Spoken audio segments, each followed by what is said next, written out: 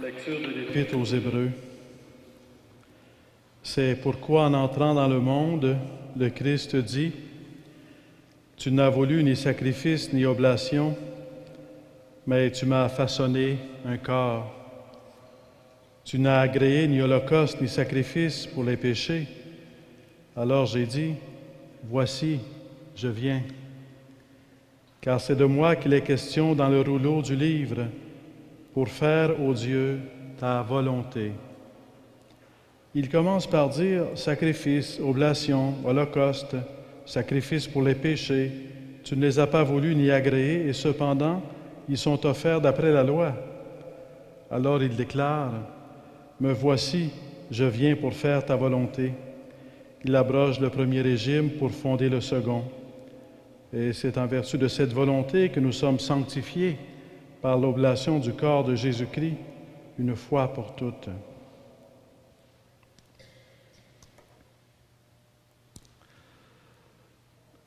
Le bon pasteur donne sa vie pour ses brebis. Le bon pasteur connaît ses brebis. Il est le Fils éternel qui a assumé une nature humaine pour se faire proche de chacun et chacune d'entre nous et qui a le pouvoir, par sa personne divine, en même temps que par ce langage qu'il s'est approprié, notre nature humaine, il a le pouvoir de se faire proche de chacun et chacune d'entre nous et de nous révéler et de nous communiquer et de nous faire participer à la vie d'enfant de Dieu. Le bon pasteur donne sa vie pour ses brebis. Pourquoi donne sa vie pour ses brebis? Comment entrer dans le mystère du bon pasteur qui donne sa vie pour ses brebis?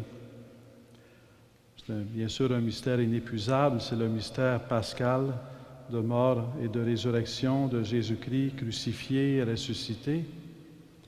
Je voudrais, en me servant de deux mots, entrer un peu avec vous dans ce mystère.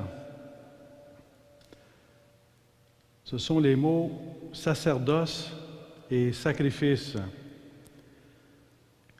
Pourquoi parler de sacerdoce et de sacrifice? Pourquoi à la messe, dans la religion, dans la Bible, selon les livres, on parle de sacerdoce et de sacrifice?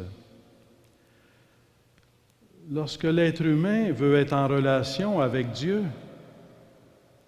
et c'est l'histoire religieuse de l'humanité qui l'évoque, une histoire riche et complexe, quelles que soient les religions, l'être humain, à partir du moment où il prend conscience qu'il reçoit quelque chose de Dieu, qu'il reçoit la vie de Dieu, veut remercier Dieu. C'est un peu l'âme religieuse. L'âme religieuse, c'est vouloir remercier Dieu, quelle que soit notre religion. On reçoit la vie et lorsqu'on veut vivre, on sait qu'il faut nourrir la vie. Alors, une des facettes des remerciements envers Dieu concerne souvent ce qui permet de vivre, la nourriture. Donc, on veut remercier Dieu.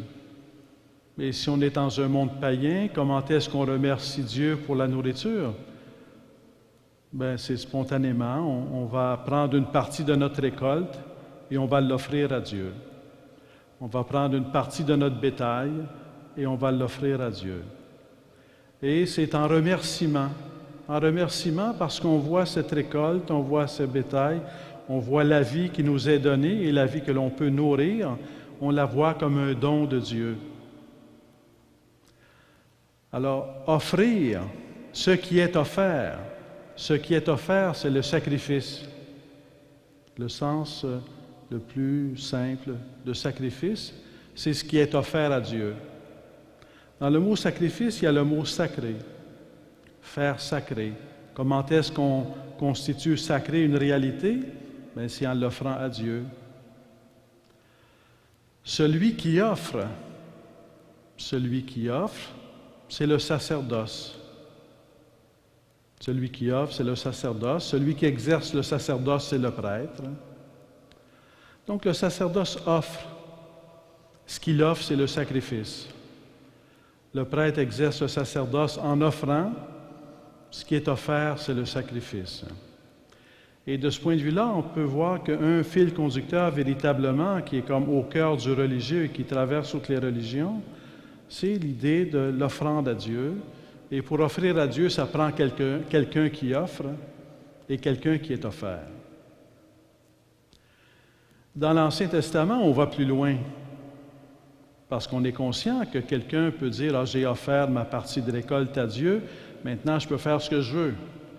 J'ai offert mon plus beau bétail, maintenant je peux faire ce que je veux. » Mais la vie religieuse qui va aller plus loin, et c'est certainement l'Ancien Testament, va vouloir pas faire seulement du moment religieux, un moment où on offre quelque chose à Dieu de façon extérieure.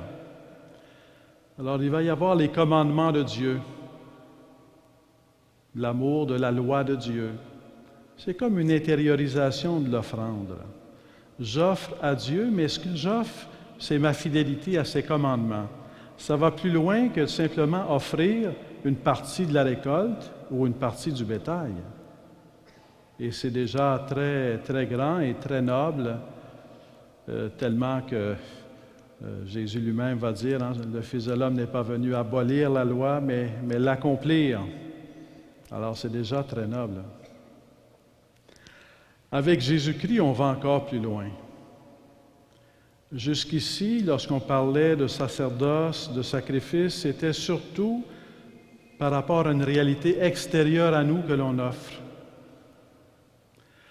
Avec Jésus-Christ, c'est comme une révolution, littéralement. C'est que, qu'est-ce qui est offert?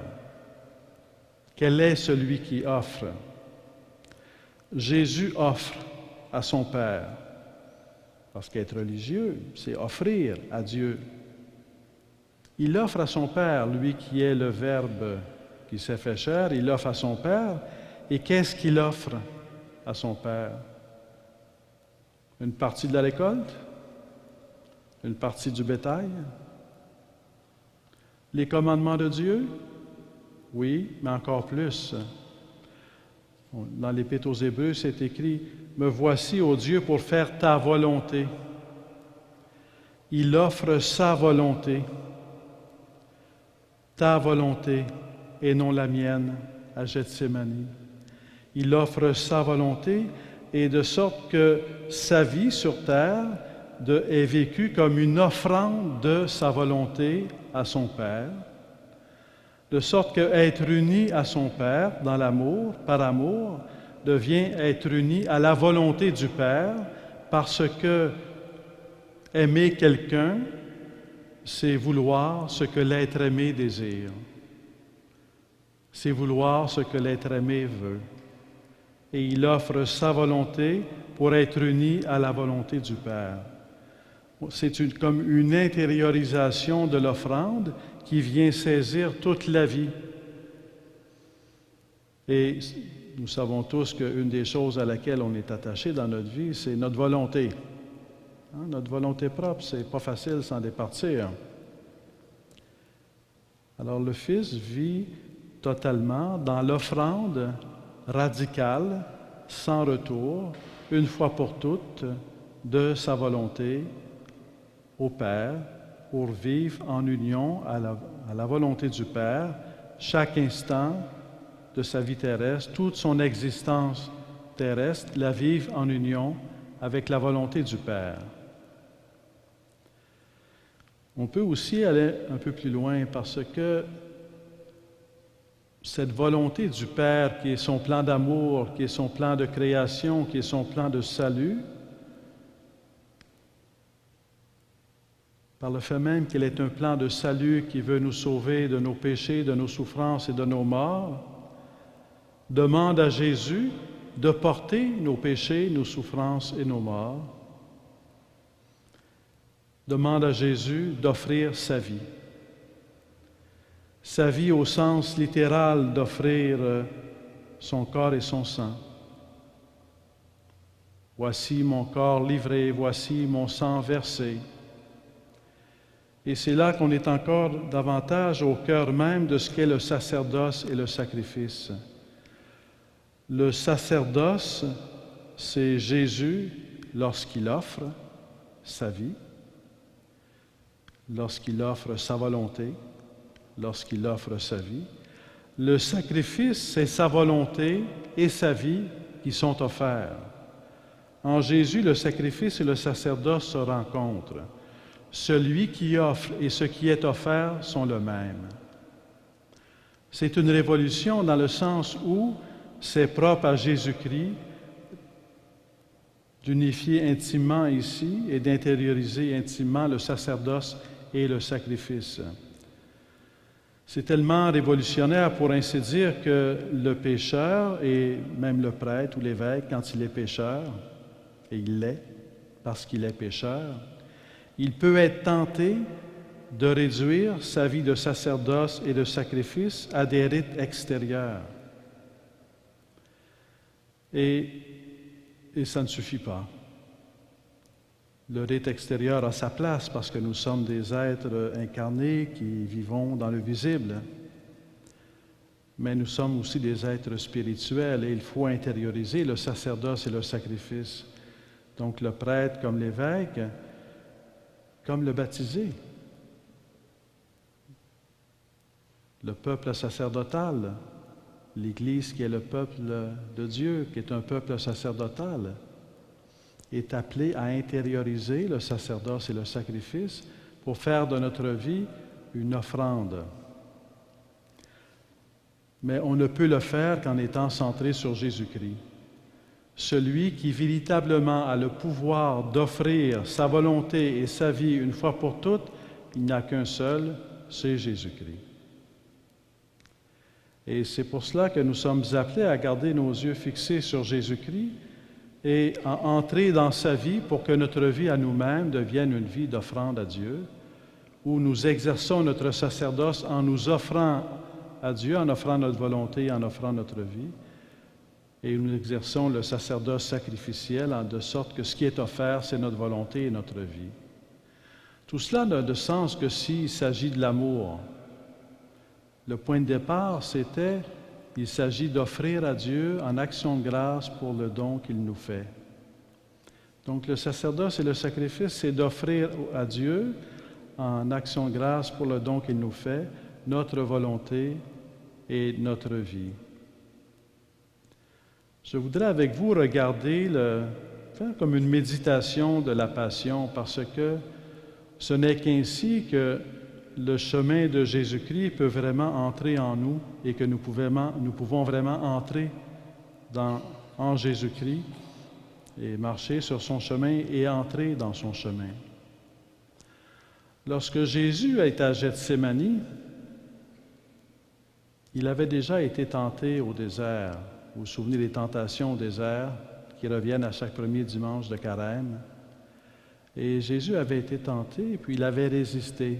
À la fin de la tentation, on voit, le Satan se retira pour revenir au moment fixé. C'est l'heure. À Gethsémani, c'est une tentation. Il y a comme une double tentation qui traverse tout le récit de la Passion. Une tentation est de perdre confiance à son Père. L'autre tentation, c'est de cesser d'aimer l'humanité. On commence à Gethsémani, donc que cette coupe s'éloigne de moi, mais que ta volonté soit faite et non la mienne. C'est un modèle de toute prière et c'est le modèle par excellence de notre propre prière. Que cette coupe s'éloigne de moi, il ne s'agit pas de raconter dans notre prière des histoires au Seigneur. Il s'agit d'être nous-mêmes. Seigneur, ça ne me tente pas. Ce que tu me demandes là, ça ne me tente pas. Pardonner, d'autres fois, oui, ça me tentait, mais cette fois-ci, ça ne me tente pas. Partager, demain. Aujourd'hui, je ne suis pas prêt.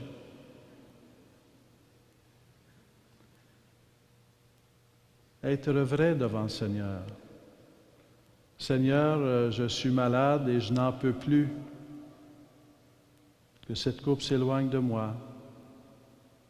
Je ne veux plus. Je voudrais que ça disparaisse de ma vie. Vous connaissez l'expression « Qu'est-ce que j'ai fait au bon Dieu pour que ça m'arrive ?» Je voudrais que ça disparaisse de ma vie. que cette coupe s'éloigne de moi. Mais que ta volonté soit faite et non la mienne. C'est certain que c'est un acte de confiance. Quand Jésus dit que ta volonté soit faite et non la mienne, ça ne me tente pas. Je me mets à la place de Jésus. Je pense que j'aurais trouvé beaucoup de raisons pour dire que ça ne me tente pas.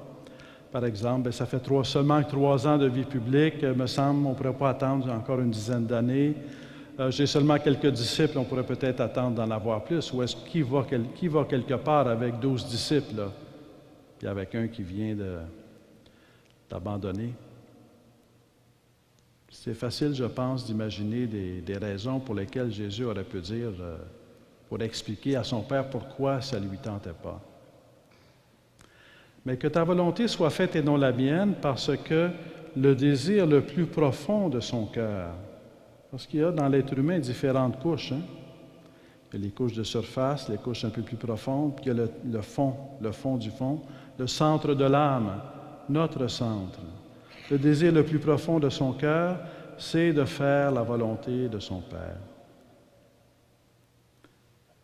Mais que ta volonté soit faite, et non la mienne. Cette prière, c'est un modèle de prière pour nous. Parce que ça devient comme un acte de foi. Seigneur, voici ma situation, mais que ta volonté soit faite et non la mienne. Et la volonté du Seigneur, quelle est-elle? C'est notre salut. Notre salut va s'opérer à travers l'action de Dieu. Quand tous les jours on prie le Notre Père, quelque part, peu à peu, la volonté de Dieu se fait dans notre vie. Il nous conduit sur un chemin de salut. Il y a des moments où on ne comprend pas ce qui se passe dans notre vie. Un échec, la solitude. On se demande pourquoi. Mais dans la prière, on peut se tourner vers Jésus. Mais que ta volonté soit faite et non la mienne. Ça ne veut pas dire qu'il va toujours y avoir une explication. Dans Saint Luc, c'est seulement dans Saint Luc, dans l'agonie à Gethsémani, après la prière de Jésus, qu'est-ce qu'on voit? L'ange. L'ange qui vient réconforter Jésus.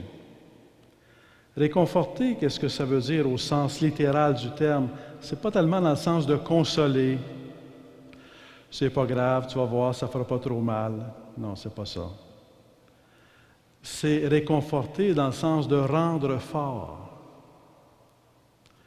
Jésus est d'une humilité incroyable, époustouflante. Lui qui est le Fils éternel et qui pourrait régler ça en une fraction de seconde, s'expose à la fragilité, s'expose à la souffrance et s'ouvre à recevoir l'aide du ciel par le don d'un ange qui vient le réconforter, lui qui est le Seigneur des anges. Il est réconforté par un ange. Lorsque, dans la prière, on dit au Seigneur notre situation, mais que l'on dit « mais que ta volonté soit faite et non la mienne », il y aura toujours une réponse du Seigneur. Toujours. Qui va rendre fort, qui va pacifier, qui va réconforter.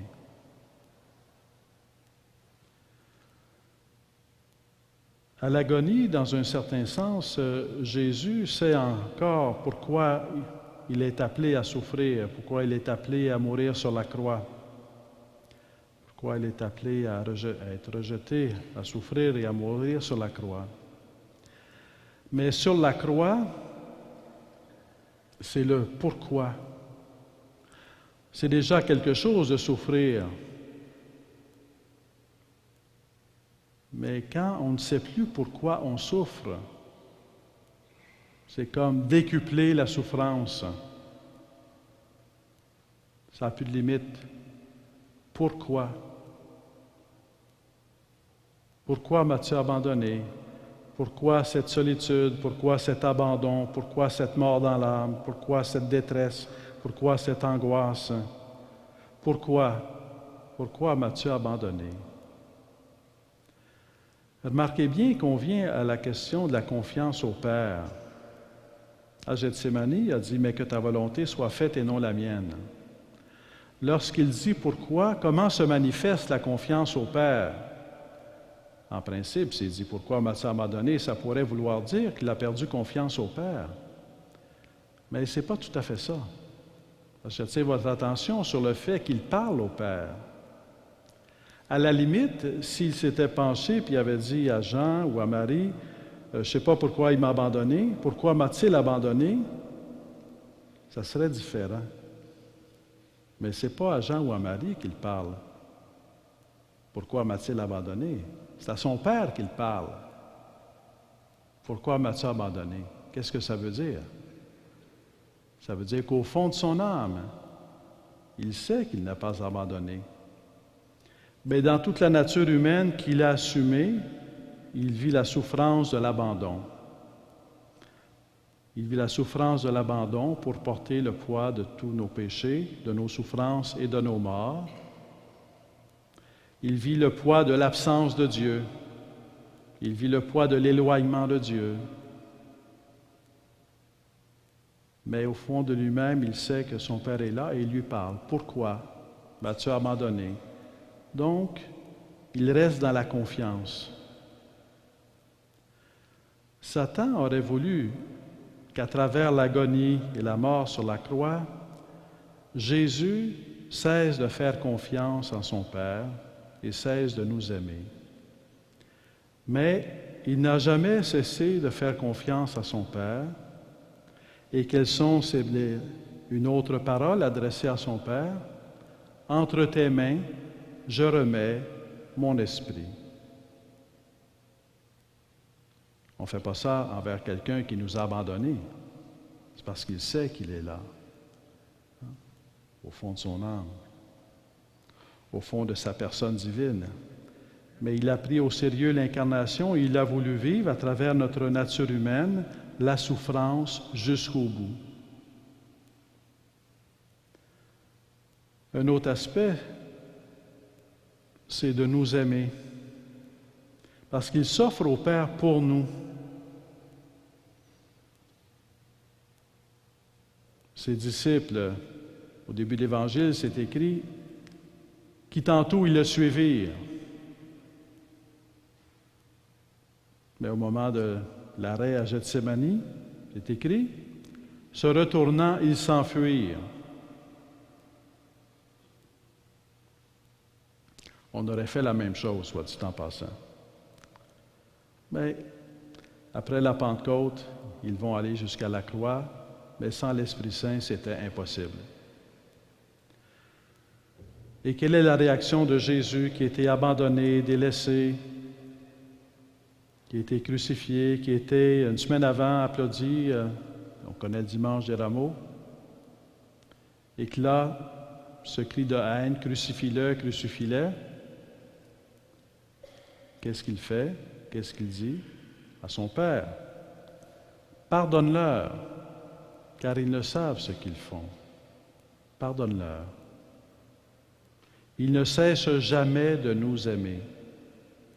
À aucun instant de son agonie à Gethsémani et de sa passion sur la croix et de sa mort sur la croix jusqu'à sa mort, à aucun instant il n'a cessé de faire confiance en son Père, il n'a cessé de prier, il a souffert en priant, il est mort en priant, il n'a cessé de nous aimer en offrant sa vie pour nous, pour porter ce qu'on ne peut pas porter, nos péchés, nos souffrances et nos morts, en offrant sa vie pour nous et pour nous offrir la grande miséricorde de Dieu, l'immense miséricorde de Dieu qui vient nous rejoindre dans nos vies, quelle que soit notre situation de vie. Jésus-Christ est allé jusqu'au bout de la souffrance et de la mort, et il s'est fait près ou proche de chacun et chacune d'entre nous,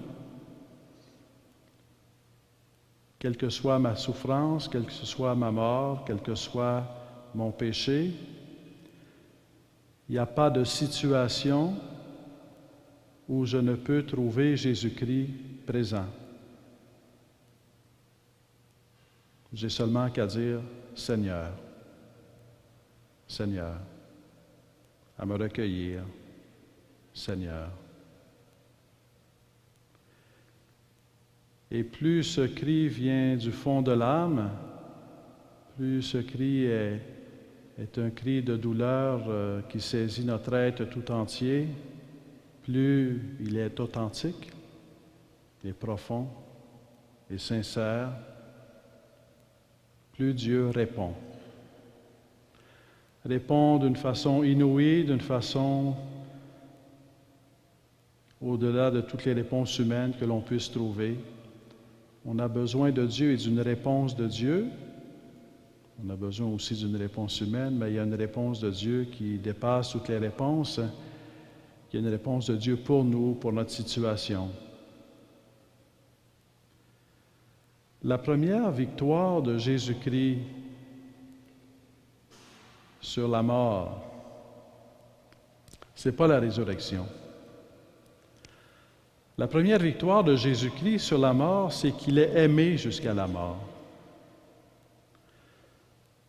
La souffrance dans nos vies, c'est toujours un couteau à deux tranchants. Ça peut nous éloigner de Dieu, nous conduire au désespoir, comme ça peut nous rapprocher de Dieu, si on se tourne vers lui. Mais en Jésus-Christ, il a vécu sa souffrance en priant et en aimant, et le fait qu'il soit resté celui qui prie et celui qui aime, à travers la souffrance, il a vaincu la souffrance et la mort, parce que le pouvoir de la souffrance et de la mort exercent leur pouvoir lorsque nous cessons de prier et lorsque nous cessons d'aimer. Si à travers la souffrance et la mort, nous continuons d'aimer, c'est la victoire de l'amour sur la souffrance et la mort. Humainement, c'est impossible. Par nos forces, c'est impossible. Jésus-Christ l'a fait pour nous. Il a communiqué son amour à travers la nature humaine qu'il a assumée, qui est notre langage, en exprimant cet amour comme un don sans réserve et total et constant, qui persévère à travers la souffrance et la mort. Et dans ce sens-là, dans la façon dont Jésus est mort, Satan est déjà vaincu. La première victoire sur Satan, la première victoire sur le mal, la première victoire sur le péché, la première victoire sur la souffrance, la première victoire sur la mort, c'est la façon dont Jésus-Christ est mort en priant et en aimant. Mais celui qui est mort est aussi ressuscité. La mort, qui est si puissante, n'a pu retenir Jésus-Christ dans les liens de la mort. Cette victoire de l'amour, pour ainsi dire, de l'amour divin, de sa miséricorde, qui est déjà à l'œuvre à travers l'agonie à Gethsémani et jusqu'à la croix, resplendit à travers la résurrection. Jésus-Christ est ressuscité. Jésus-Christ est ressuscité, ça a de grandes conséquences pour notre vie. Une façon un peu sobre de le dire, c'est que ça vient tout changer. Lorsque Jésus meurt sur la croix, s'il ne ressuscite pas, qu'est-ce que ça veut dire? Ça veut dire que la mort a gagné. Ça veut dire que la mort est plus forte en bout de ligne. Ça veut dire la puissance de la mort. Et à la limite, Jésus peut devenir pour nous un modèle, un héros, quelqu'un qui a aimé de façon héroïque jusqu'à la mort, mais qui aujourd'hui ne peut plus rien pour nous, sinon nous inspirer à essayer de l'imiter. Mais il n'est plus là. C'est arrivé il y a 2000 ans. Ce qui reste, c'est un souvenir. Ce qui reste, ce sont des écrits. Ce qui reste, c'est une inspiration humaine, mais où on est laissé à nos seules forces pour aimer et prier ainsi. Jésus-Christ est ressuscité, ça veut dire que Jésus-Christ est vivant. Et ça veut dire que Jésus-Christ, aujourd'hui, peut nous communiquer le pouvoir d'aimer comme lui. Que Jésus-Christ, aujourd'hui, peut nous communiquer le pouvoir de prier comme lui. Qu'aujourd'hui, Jésus-Christ ressuscité peut venir dans notre cœur, dans notre vie, pour nous rendre capables de prier et d'aimer jusqu'au bout de notre vie et de nos souffrances. Et cette mort de Jésus-Christ, plutôt que de rester comme un événement du passé, devient un événement présent. Parce que Jésus-Christ est ressuscité. Quand il est ressuscité et qu'il se manifeste à ses disciples, qu'est-ce qu'il montre? Il montre ses plaies. C'est le crucifié qui est ressuscité. Il y a comme une continuité. Le même qui a été crucifié est ressuscité. Et aujourd'hui, on peut se mettre devant la croix. On peut se mettre au pied de la croix. On peut se mettre au pied de la croix, dans la prière, se mettre devant un crucifix avec Jésus-Christ qui meurt sur la croix. On peut se mettre au pied de la croix et prier parce qu'on est au pied de la croix. On peut se mettre au pied de la croix et offrir nos souffrances parce qu'on est au pied de la croix. Parce que Jésus-Christ est ressuscité, on n'est pas seulement devant Jésus ressuscité, on est aussi devant Jésus-Christ crucifié. Lorsque j'étais séminariste, comme pour tout séminariste, on est attiré par les saints et par les saintes. Et une des choses qu'on lit le plus quand on est au séminaire, ce sont les vies de saints et les vies de saintes. Et je n'avais déjà lu avant, mais j'en ai lu plus que jamais quand j'étais au séminaire. Et un peu sans m'en apercevoir, à un moment donné, je me suis trouvé à apprendre ce que ça voulait dire être saint ou sainte par les exemples et les témoignages de sainteté. Et ce qui m'a frappé, c'est que quels que soient les saints ou les saintes, quel que soit leur tempérament, quelles que soient leurs œuvres, quelles que soient leurs inspirations, il y avait des choses en commun. Une des choses en commun, c'est la prière. Je n'ai jamais rencontré un saint ou une sainte qui ne priait pas. Ça n'existe pas parce que c'est impossible sans la grâce de Dieu. Mais une autre chose aussi que j'ai rencontrée, c'est la croix. Et c'est vraiment interpellant et frappant. C'est que tous les saints ou les saintes se mettent devant Jésus-Christ crucifié. Et ils offrent leur souffrance en union avec Jésus-Christ crucifié. Il n'y a pas de saint ou de sainte qui ne s'est pas mis devant Jésus-Christ crucifié, qui a offert sa vie en union à Jésus-Christ crucifié. Qu'est-ce qui permet de faire cela? Qu'est-ce qui permet de se mettre devant Jésus-Christ crucifié et d'offrir nos souffrances en union avec Jésus-Christ crucifié? C'est sa résurrection. S'il n'était pas ressuscité, on ne pourrait pas le faire parce que l'événement de la crucifixion serait quelque chose d'arrivé il y a 2000 ans. Mais parce qu'il est ressuscité, l'événement de la résurrection, c'est quelque chose, un événement qui transcende le temps, qui transcende l'espace.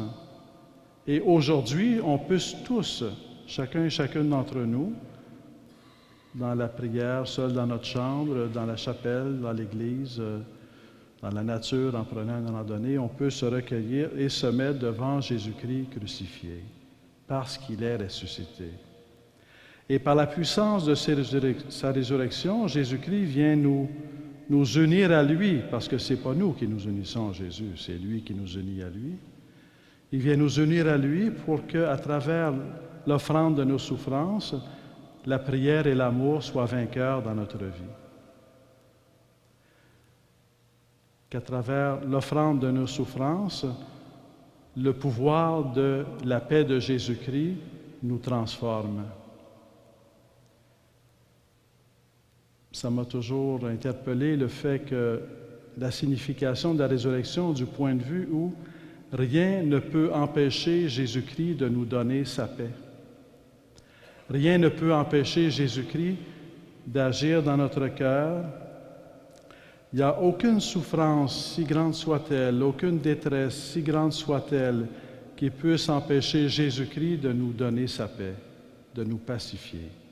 Aucune, quelle qu'elle soit, parce qu'il l'a déjà portée sur la croix, parce qu'il est ressuscité, et de sorte que nos souffrances offertes en union à la croix du Christ sont déjà des occasions de participer à la résurrection parce que nous participons à la paix du Christ. Participer à la résurrection, c'est non seulement la résurrection que l'on espère à la fin de nos jours ou à la fin de l'histoire de l'humanité, c'est déjà aujourd'hui lorsqu'on participe à la paix du Christ, parce que sa paix est liée au pouvoir de sa résurrection. Il vient nous donner sa paix. On a commencé avec Jésus connaît ses brebis et Jésus donne sa vie pour ses brebis. Jésus connaît ses brebis parce qu'il a pris notre nature humaine et qu'il a le pouvoir de se faire proche de nous. Jésus connaît ses brebis parce qu'il connaît de l'intérieur la souffrance, la solitude, l'angoisse, la mort que nous sommes appelés à connaître nous-mêmes. Donc, il connaît de l'intérieur notre existence. Il connaît de l'intérieur la faiblesse. Il s'est vraiment fait proche de nous. Et en donnant sa vie, c'est vraiment à nous qu'il la donne. En donnant sa vie pour nous, il nous nourrit véritablement de sa vie, de son amour, de sa prière, de sa miséricorde, de sa paix. Le bon pasteur donne sa vie pour ses brebis et sa vie, c'est la vie éternelle. Le bon pasteur donne sa vie pour ses brebis et sa vie, c'est la vie d'enfant de Dieu. Le bon pasteur donne sa vie pour ses brebis et sa vie, c'est la vie de frères et sœurs les uns les autres par la grâce du Christ. L'être humain a été posé dans l'existence par Dieu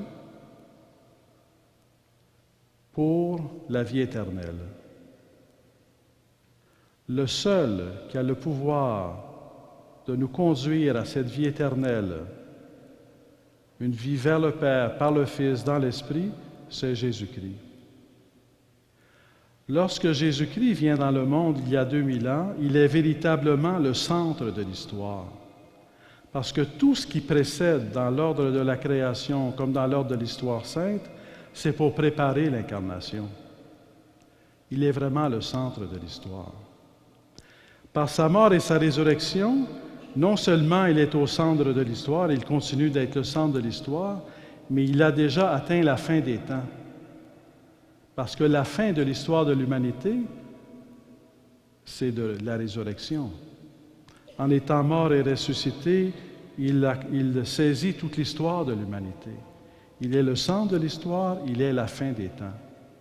Lorsqu'on est tourné vers Jésus-Christ, lorsqu'on se met dans la prière, Jésus-Christ est crucifié et ressuscité, on est devant le centre de notre vie, en même temps qu'on est devant celui qui accomplit toute l'histoire de l'humanité et qui conduit toute l'histoire de l'humanité.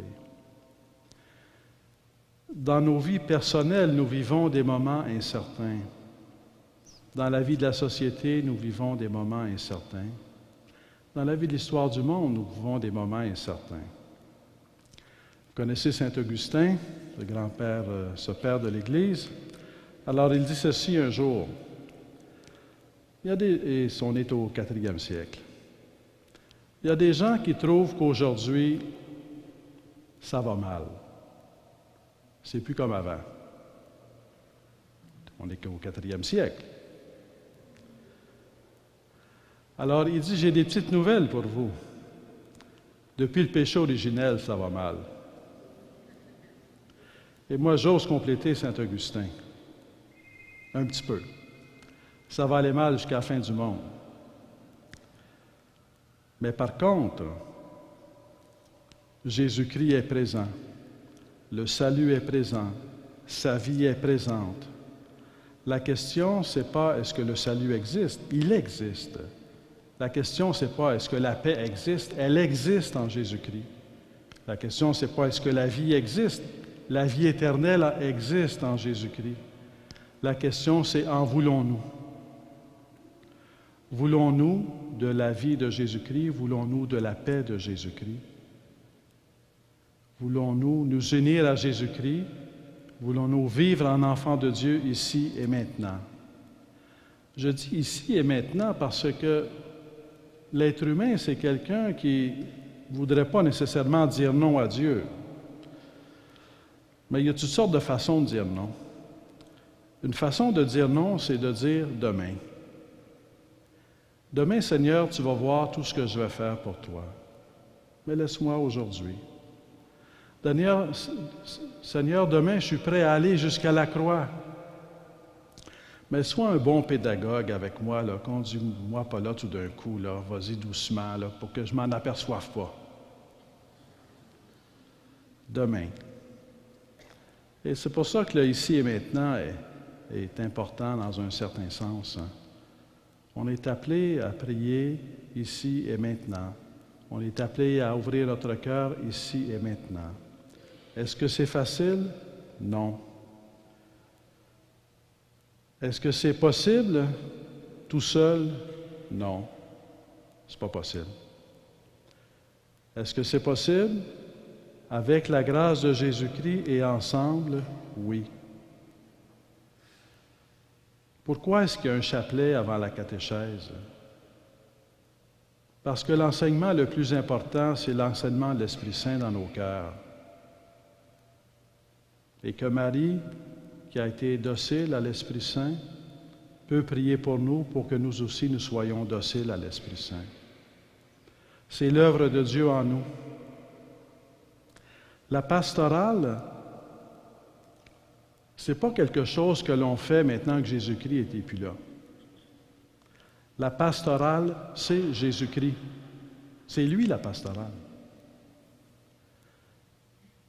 La pastorale, c'est de tout harmoniser, rassembler pour rencontrer Jésus-Christ. C'est ça la pastorale. Et que ça puisse porter des fruits dans notre vie personnelle, dans notre vie familiale, dans notre vie sociale, mais à partir d'une vie de Jésus-Christ qui nous habite. Je vous remercie pour votre présence, je vous remercie pour votre prière. Il s'agit toujours de 4 lundis du mois de mai. C'est une expérience que l'on fait. Alors, vous êtes encore venus nombreux ce soir et je vous en remercie. Et je crois que Marie était avec nous aussi ce soir. Et l'idée, c'est donc de nourrir dans notre cœur un esprit de prière, un esprit de foi et un amour de Jésus-Christ. Bonne soirée.